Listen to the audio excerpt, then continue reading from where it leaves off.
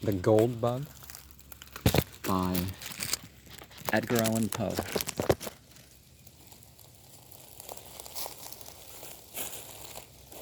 What ho, what ho, this fellow is dancing mad.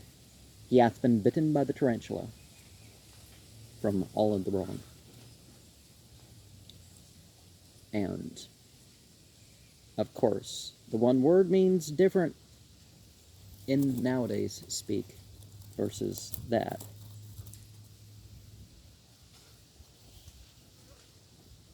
Many years ago, I contracted an intimacy with a Mr. William Legrand.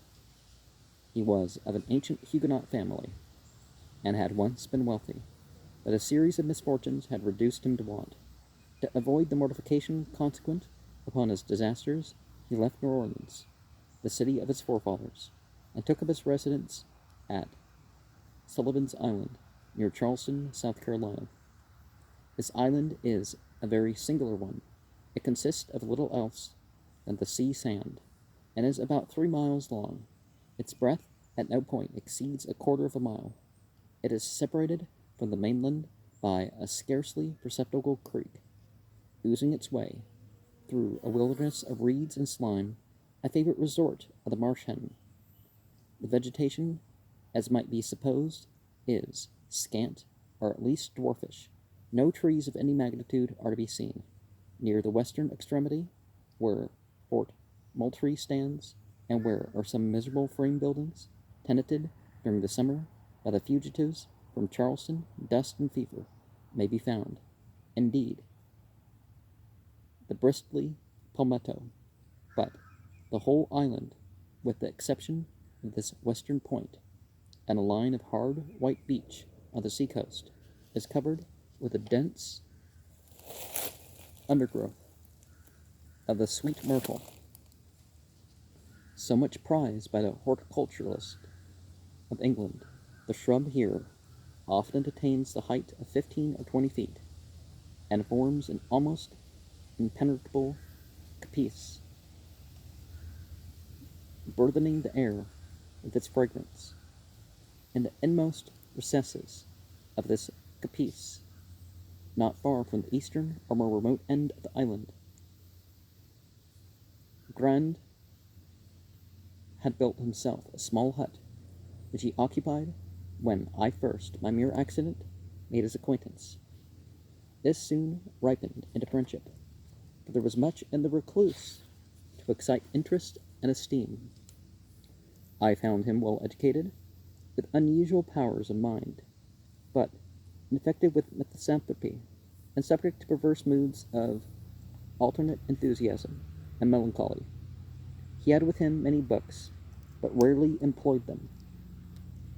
His chief amusements were gunning and fishing, or sauntering along the beach and through the myrtles, in quest of shells or entomological specimens. His collection of the latter might have been envied by a swammerdam. In these excursions he was usually accompanied by an old negro called Jupiter, who had been manumitted before the reverses of the family, but who could be induced, neither by threats nor by promises, to abandon what he considered his right of attendance upon the footsteps of his young Massa Will.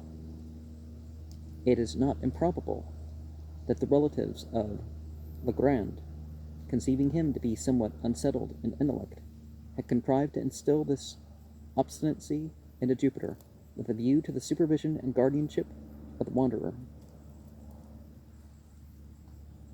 The winters in the latitude of Sullivan's Island are seldom very severe, and in the fall of the year it is a rare event indeed when a fire is considered necessary. About the middle of October, 18, there occurred, however, a day of remarkable chilliness. Just before sunset, I scrambled my way through the evergreens to the hut of my friend, whom I had not visited for several weeks, my residence being at that time in Charleston, a distance of 9 miles from the island. while the facilities of passage and repassage were very far behind those of the present day. Upon reaching the hut, I rapped, as was my custom, and getting no reply, sought for the key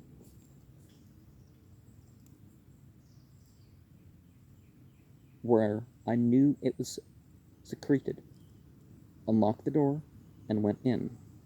A fine fire was blazing upon the hearth. It was a novelty. It was a novelty, and by no means an ungrateful one. I threw off an overcoat, took an armchair by the crackling logs, and awaited patiently the arrival of my hosts. Soon after dark they arrived and gave me a most cordial welcome. Jupiter, grinning from ear to ear, bustled about to prepare some marsh hens for supper. Legrand was in one of his fits. How else shall I term them? Of enthusiasm. He had found an unknown bivalve, forming a new genius, and more than this, he had hunted down and secured, with Jupiter's assistance, a scarabæus, which he believed to be totally new, but in respect to which he wished to have my opinion on the morrow.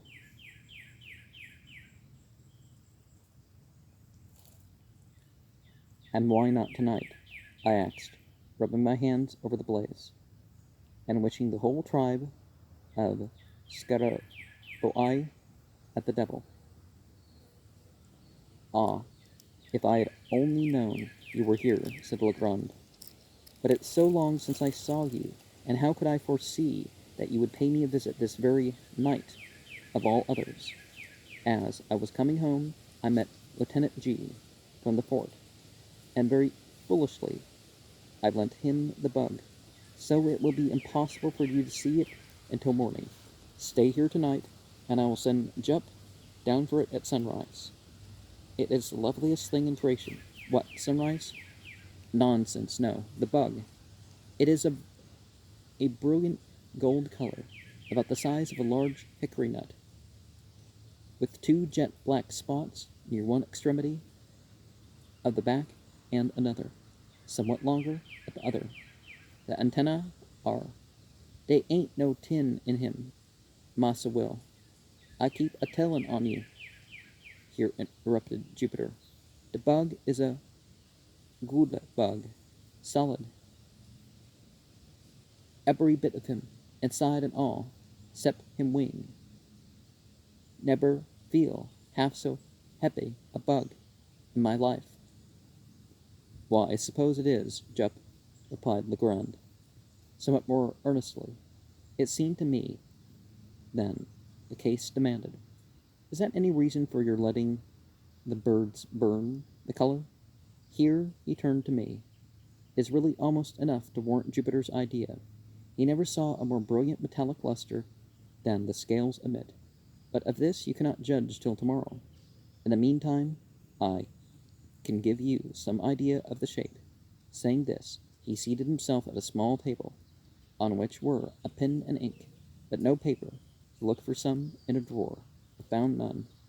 Never mind, said he at length, this will answer.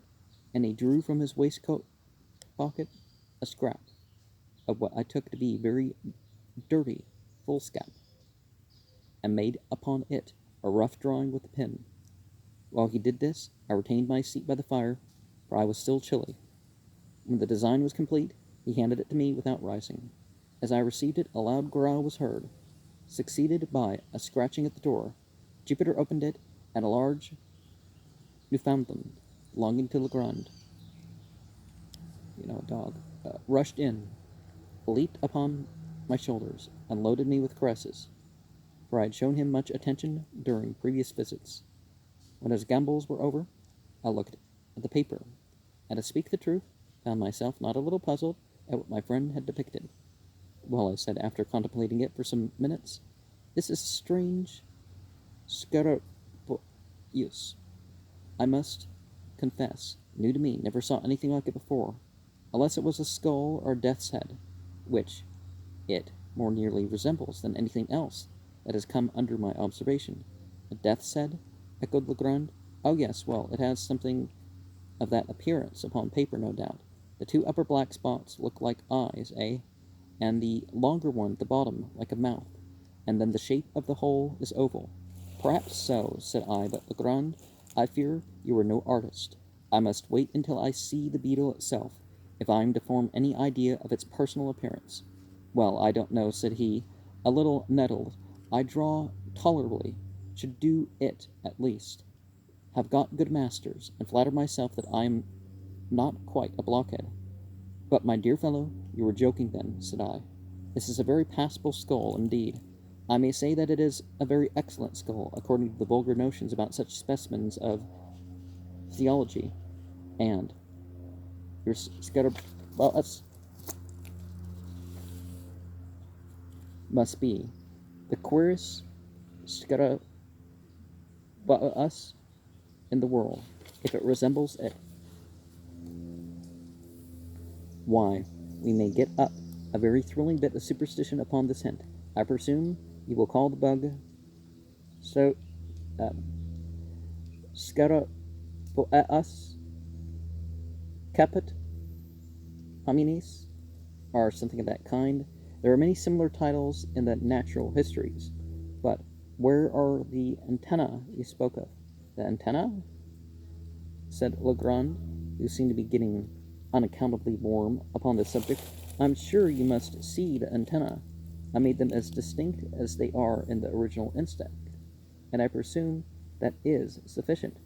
Well, well, I said, perhaps you have still, I don't see them, and I handed him the paper without additional remark, not wishing to ruffle his temper, but I was much surprised at the turn of affairs had taken, and his ill humor puzzled me. And as for the drawing of the beetle, there were positively no antennae visible, and the whole did bear a very close resemblance to the ordinary cuts of a death's head. Okay, somewhere north there's a woodpecker. Probably the belated again.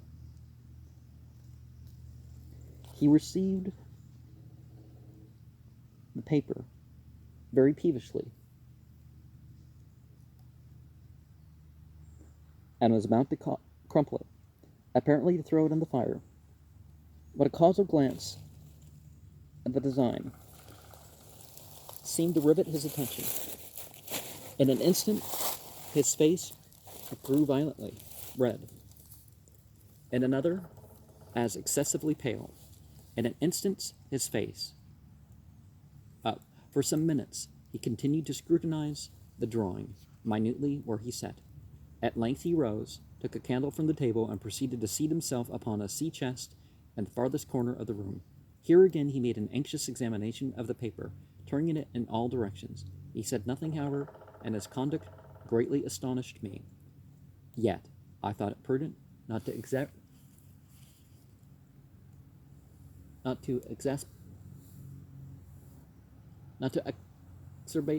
the growing moodiness of his temper by any comment.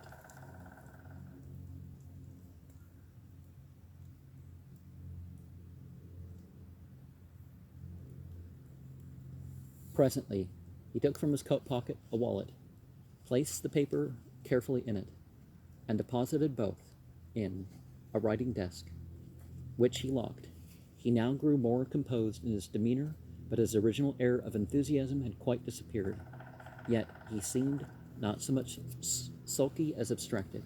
As the evening wore away, he became more and more absorbed in reverie, from which no sallies of mind could arouse him. It had been my intention to pass the night at the hut, as I had frequently done before, but seeing my host in this mood, I deemed it proper to take leave. He did not press me to remain, but as I departed, he shook my hand with even more than his usual cordiality.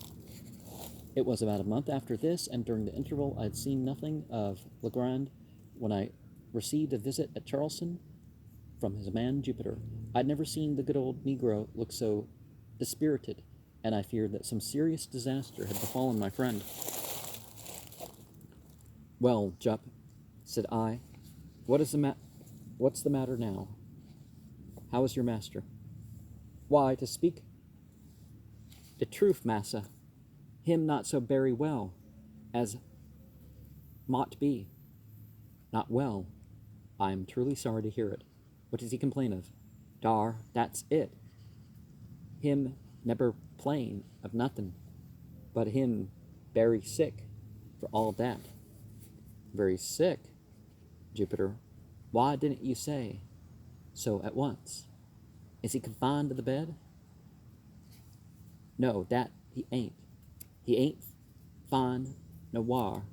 That's just whar the shoe pinch. My mind is got to be very heavy about poor Massa Will. Jupiter, I should like to understand what it is you're talking about. You say your master is sick. Hasn't he told you what ails him? Why, Massa, 'tain't worth while for to get mad about the matter. Massa will say nothing at all. Ain't the matter with him.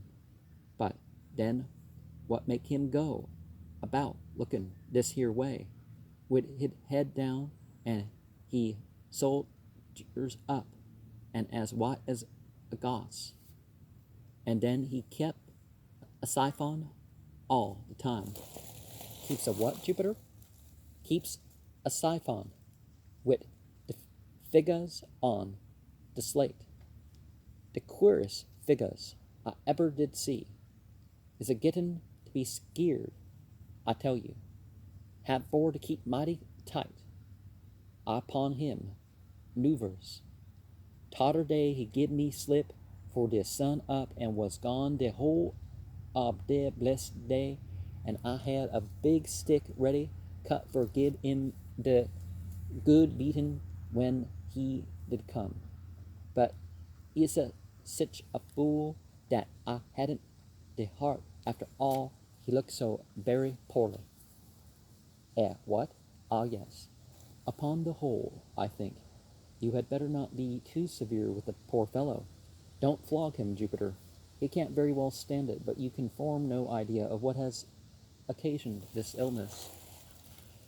Or rather, this change of conduct. Has anything unpleasant happened since I saw you? No, massa. There ain't been nothing unpleasant since then. 'Twas for the I'm feared. 'Twas the very day you was there. How? What do you mean? Why, massa, I mean the bug there now. The what? The bug. I'm very sartain that massa will been bit somewhere about the head by that ghoul bug. And what cause have you, Jupiter, for such a supposition? Claws enough, massa, and moved too. I never did see such a the bug. He kick and he bite everything what come near him. Massa Will catch him fuss, but had for to let him go gin mighty quick. I tell you, then was the time he must have got the bite. I did not like the look of the bug move myself, nohow, so I wouldn't take hold of him with my finger, but I caught him with a piece of paper that I found. I wrap him up in the paper and stuff piece of it in his mouth. That was the way. And you think then that your master was really bitten by the beetle, and that the bite made him sick? I don't think nothing about it. I knows it. What make him dream about ghoul so much? It ain't cause he bit by the ghoul bug. He's heard about them ghoul bugs for this. But how do you know he dreams about gold? How I know? Why, 'cause he talk about it in he sleep. That's how I knows. Well, Jup, perhaps you are right. But to what fortunate circumstance am I to attribute the honor of a visit from you today? What the matter, massa? Did you bring any message from Mr. Legrand? No, massa. I bring this here pistol. And here Jupiter handed me a note, which ran thus: My dear Why have I not seen you for so long a time? I hope you have not been so foolish as to take offense at any little brusquerie of mine, but no, that is improbable. Since I saw you, I have had great cause for anxiety. I have something to tell you, yet scarcely know how to tell it, or whether I should tell it at all. I've not been quite well for some days past, and poor old Jup annoys me, almost beyond endurance, by his well-meant attentions. Would you believe it? He had prepared a huge stick the other day, with which to chastise me for giving him the slip, and spending the day, solace, among the hills on the mainland. I verily believe that my ill looks alone saved me a flogging. I have made no addition to my cabinet since we met. If you can in any way make it convenient, come over with Jupiter. Do come. I wish to see you tonight upon business of importance. I assure you that it is of the highest importance. Ever yours, William Legrand. There was something in the tone of this note which gave me great uneasiness. Its whole style differed materially from that of Legrand. What could he be dreaming of? What new crochet possessed his excitable brain? What business of the highest importance could he possibly have to transact? Jupiter's account of him boded no good. I dreaded lest the continued pressure of misfortune had, at length, fairly unsettled the reason of my friend. Without a moment's hesitation, therefore, I prepared to accompany the negro.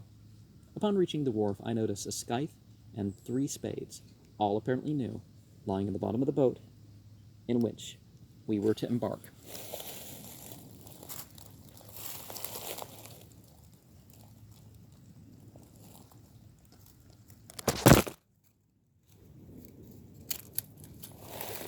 What is the meaning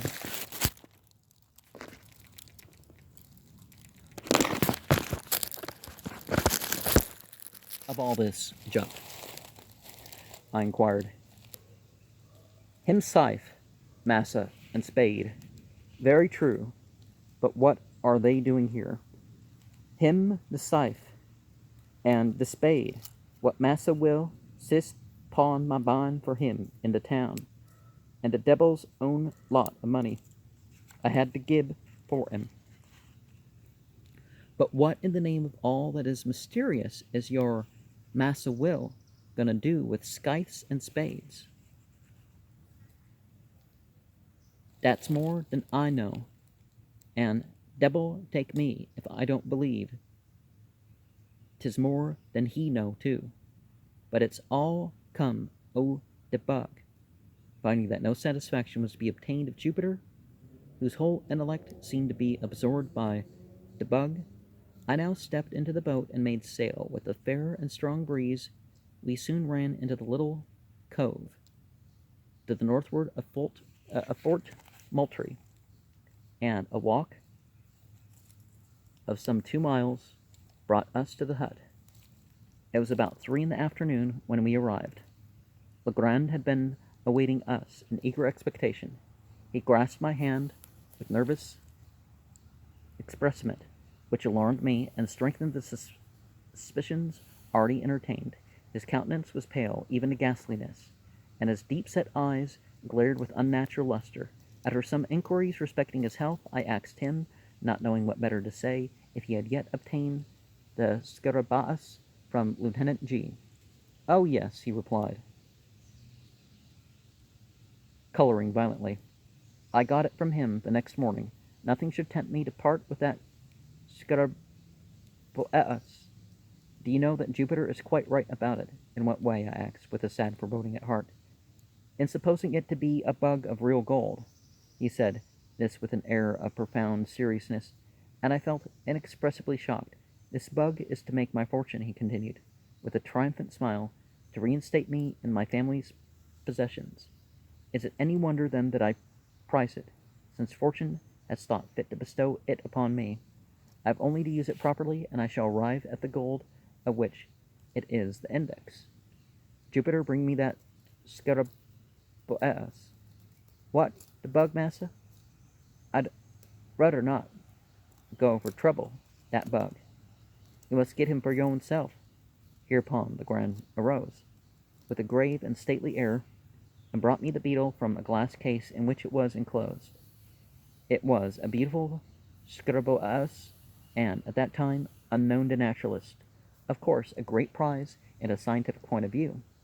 There were two round black spots near one extremity of the back, and a long one near the other. The scales were exceedingly hard and glossy, with all the appearance of burnished gold. The weight of the insect was very remarkable, and, taking all things into consideration, I could hardly blame Jupiter for his opinion respecting it. But what to make of Legrand's agreement with that opinion I could not, for the life of me, tell. "I sent for you," said he, in a grandiloquent tone. "When I had completed my examination of the beetle, I sent for you, that I might have your counsel and assistance in furthering the views of fate and of the bug." "My dear Legrand," I cried, interrupting him, "you are certainly unwell, and had better use some precaution. You shall go to bed, and I will remain with you a few days until you get over this. You were feverish, and feel my pulse," said he. I felt it, and, to say the truth, found not the slightest indication of fever. "But you may be ill and yet have no fever.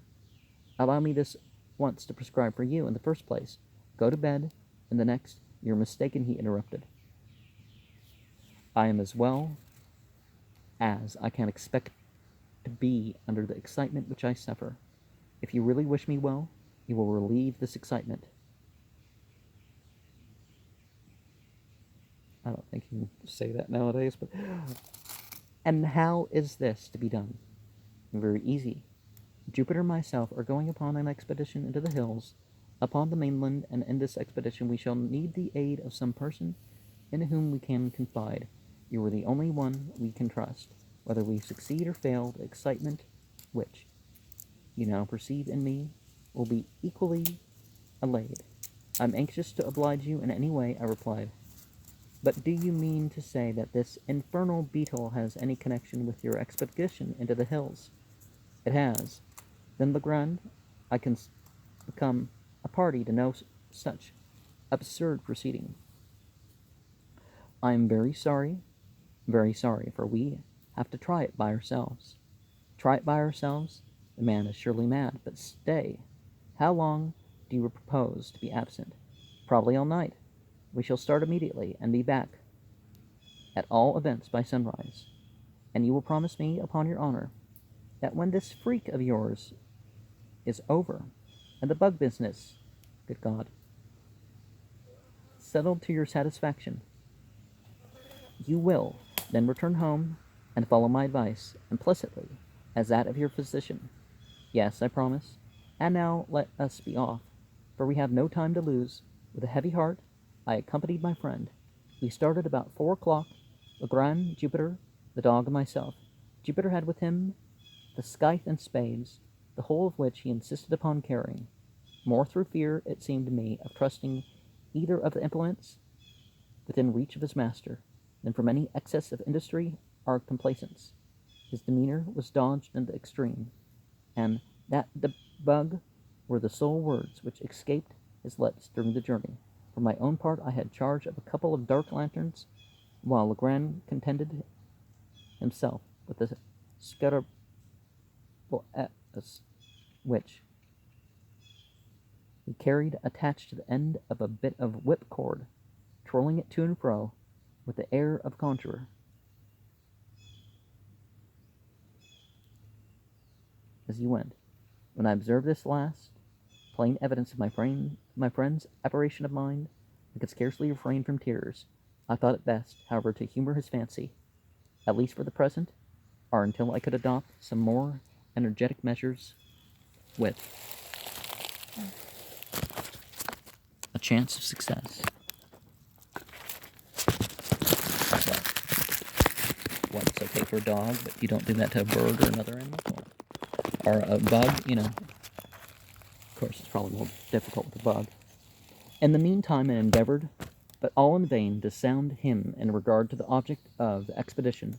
Having succeeded in inducing me to accompany him, he seemed unwilling to hold conversation upon any topic of minor importance, and to all my questions vouchsafed no other reply than "We shall see."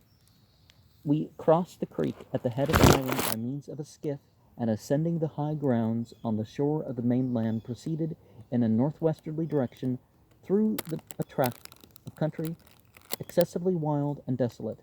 Where no trace of a human footstep was to be seen, Legrand led the way with decision, pausing only for an instant, here and there, to consult what appeared to be certain landmarks of his own contrivance upon a former occasion. In this manner we journeyed for about 2 hours, and the sun was seen setting, when we entered a region infinitely more dreary than any scene. It was a species of tableland near the summit of an almost inaccessible hill, densely wooded from base to pinnacle, and interspersed with huge crags that appeared to lie loosely upon the soil, and in many cases were prevented from precipitating themselves into the valleys below, merely by the support of the trees against which they reclined. Deep ravines in various directions gave an air to still sterner solemnity to the scene. The natural platform to which we had clambered was thickly overgrown with brambles, through which we soon discovered that it would have been impossible to force our way, but for the Scythe and Jupiter, by direction of his master, proceeded to clear for us a path to the foot of an enormously tall tulip tree, which stood with some 8 or 10 oaks upon the level, and far surpassed them all, and for other trees which I had then ever seen, in the beauty of its foliage and form, in the wild spread of its branches, and in the general majesty of its appearance. When we reached this tree, Legrand turned to Jupiter and asked him if he thought he could climb it. The old man seemed a little staggered by the question, and for some moments made no reply. At length he approached the huge trunk, walked slowly around it, and examined it with minute attention. When he had completed his scrutiny, he merely said, "Yes, Massa Jup, climb any tree he ever see in it he life. Then up with you as soon as possible, for it will soon be too dark to see what we are about." "How far must up go, Massa?" inquired Jupiter. "Get up the main trunk first, and then I will tell you which way to go, and here stop, take this beetle with you." "De bug, Massa Will, de goo bug," cried the negro, drawing back in dismay. "For what for must tote de bug way up de tree, and if I do?"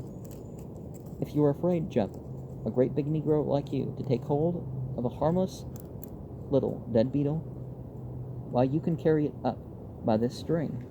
But if you do not take it up with you in some way, I shall be under the necessity of breaking your head with his shovel."